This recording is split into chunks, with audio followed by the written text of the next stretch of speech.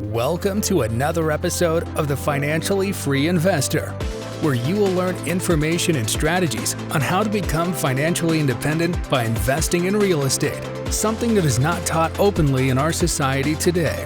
Financial freedom matters so you can live a bigger life, retire early, and do what matters most to you. Get ready to hear tried and true methods to becoming financially free with your host, Jordy Clark.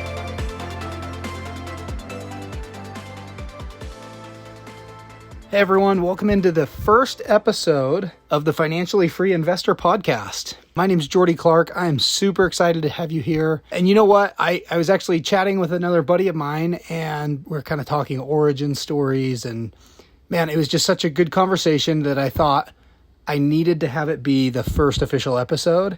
It was just such a good conversation. So we took blurbs of it. Hopefully it all makes sense kind of put together. But here we go. Here's the first official episode of the Financially Free Investor. We do flip some homes here in Salt Lake. I've flipped about 55 houses in the last couple of years, which is definitely a chunk. We're slowing down though, just because I'm realizing that making a big chunk of money flipping houses is cool. But when you start having some money, you realize that there are more benefits in long-term wealth generation, like buy and hold real estate versus fix and flip, which is just a quick buck. So we're shifting a lot more towards trying to acquire and hang on to everything possible.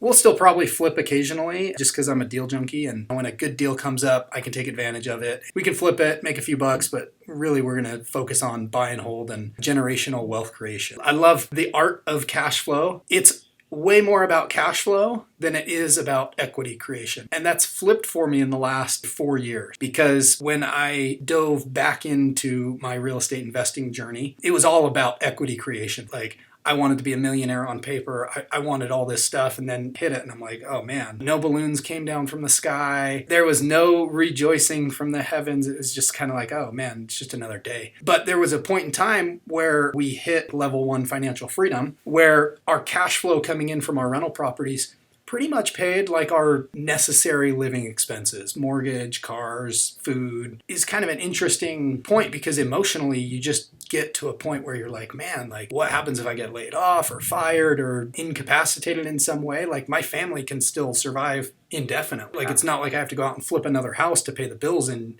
next month. So it's emotionally a cool place. So I am very faith-based, pertain to the Church of Jesus Christ of Latter-day Saints. Most people know us as Mormons.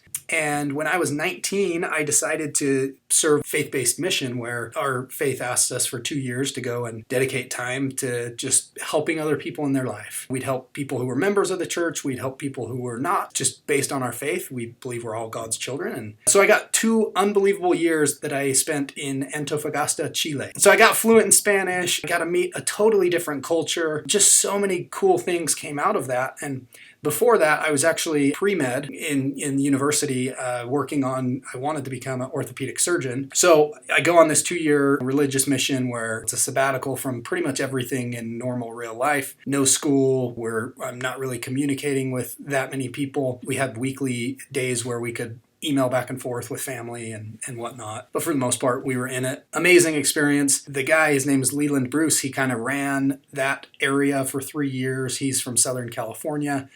He was a real estate guy. He leased skyscrapers, leased office space, commercial broker. And I just learned a lot from him. So many things he kind of taught us that were 10,000 hours to become an expert. And he just taught us so many like life and business and spiritual concepts that rebirth, where I'm like, hey, maybe I don't want to go to medical school, right? Maybe I want to go into business. So I come back, start going to business, taking like business undergrad classes. Got my real estate license because I read Rich Dad, Poor Dad, and I was like, man, I need to buy real estate. I want to retire early, buy real estate, and to do that, I need to get my real estate license. That was what I thought at the time, right? Totally not true. I'm working as a realtor. I'm going to school at nights. I'm doing pretty well in my first year as an agent, making close to 6 figures. And all of these guys around me that were graduating, I'm talking to them, and they're like, you know, at the time I was 8 classes away from getting a bachelor's degree, because I was told, hey, you got to go to school to get a good job. You got to have a bachelor's degree. Like, if you want to be successful, this is the path. And I'm looking around and these guys are getting job offers for 45, 55, 60 grand. And they're super stoked, right? And I'm like, oh man, I'm making 6 figures right now as an agent.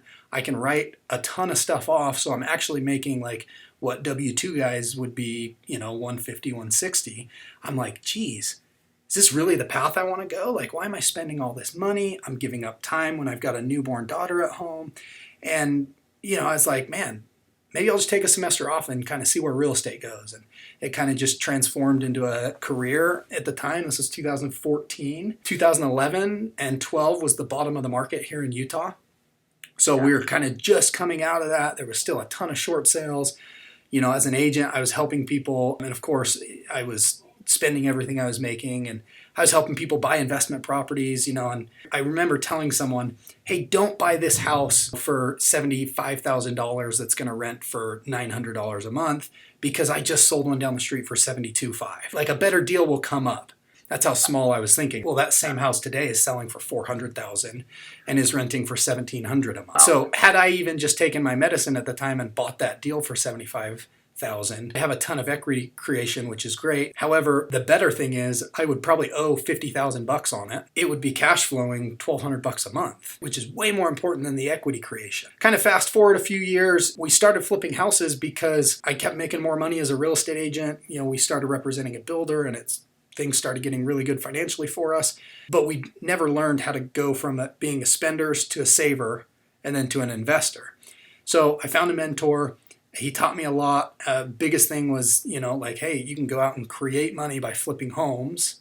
And then if you just take that money and are disciplined, instead of, going on vacation or buying a nicer car or a bigger house, like, take that money and plow it into a rental property. So that's what we started doing. And then fast forward to where we're at today. Like I said before, we're kind of level 1 financial freedom, where our normal bills are paid and we live a very nice life. We live in a 4,500 square foot house with a 4-car garage, and we've got nice cars. We don't, it's not like we're living for $2,000 a month. So cash flow is awesome. Helping people realize that there's this different way of living versus, you go to the same job for 40 years and you put $200 a month in your 401k, and maybe you'll have enough money to retire one day and not, super broke. So, a lot of things that have helped me identity-wise, I think some of it has come with maturity. I'm pretty young. I'm 31. So, as I've kind of just grown in maturity, I've kind of solidified what I think my identity is a little bit more. But also, like, just thinking through a spiritual lens, like, what does God want for me, or the universe, if you're not a believer in God. But, I think there's a universal agreement that there is something greater than us, right? I'll call it God, you can call it universe, whatever. What is, like, my divine inspiration for life? In other words, like, when I die, because we're all going to die, I feel like I'm going to meet myself, or the person I could have become. I hope that I match that person 100%. I don't look at this person that I could have become and just totally someone I don't recognize. I want to meet this person, on my deathbed when I'm 99 years old or 120, however long we live to with technology these days. I want it to be a mirror image of who I am, all my life experiences, and just all the good that I was able to put back into the world, because it's a choice that all of us can make. And so that's kind of, when I'm looking at doing anything, I always like to reflect back on that and go, man, is this going to help me become who I want to end up being? And there's a lot of stuff in there. Like, I just went to my first Tony Robbins event. I had a mentor that was trying to get me go for years. And I'm like, man, I've just been so stuck in, like, what I'm doing that I didn't go and do that. So anyways, that was a great experience. But, I listened to a lot of podcasts, listened to a lot of books, just work on myself a little bit more and just pour back into other people is really kind of where I'm at right now. So my belief is, we all existed before we came here, and we will all continue to exist afterwards.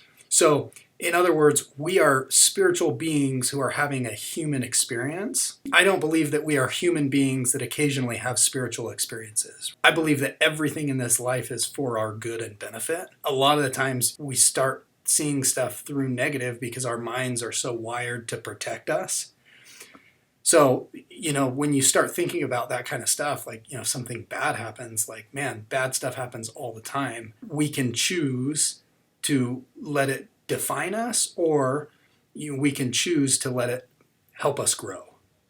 you can have millions and millions of dollars in the bank and you could still be miserable. But if you kind of look at stuff like we just don't let the little stuff bug us. We just freaking enjoy life. Like we look through it with that frame. I just think life gets super good. I like the freedom and flexibility that it gives.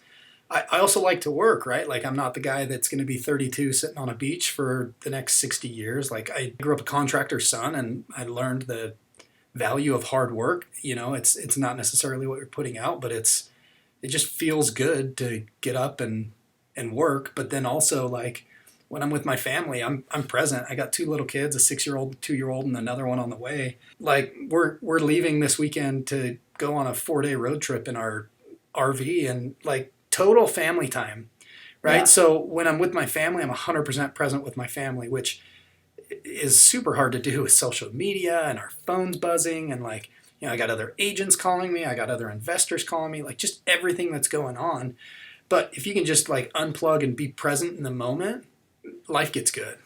If I could go back and tell myself, my younger self, dude, who you are is okay because you're unique. I'm 5'11", I'm redhead, I'm about as vanilla as it comes, right? Yet that's what makes me unique.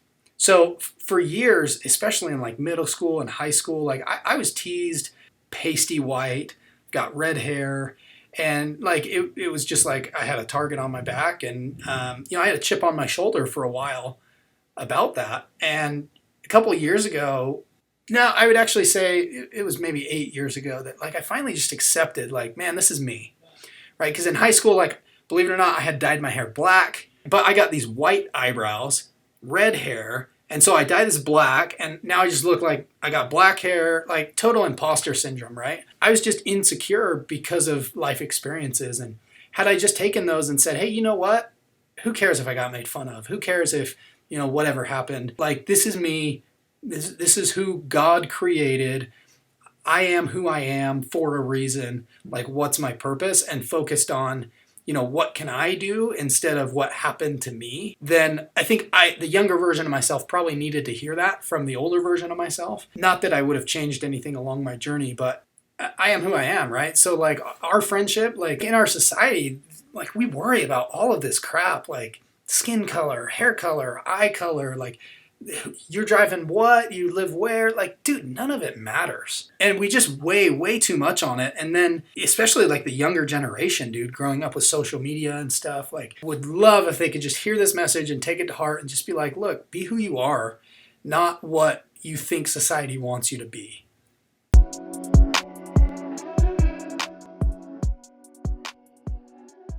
Thank you for joining me for another episode of The Financially Free Investor. If you found value in this episode or know someone who would find value in this information, please share with them, subscribe, and send us a review.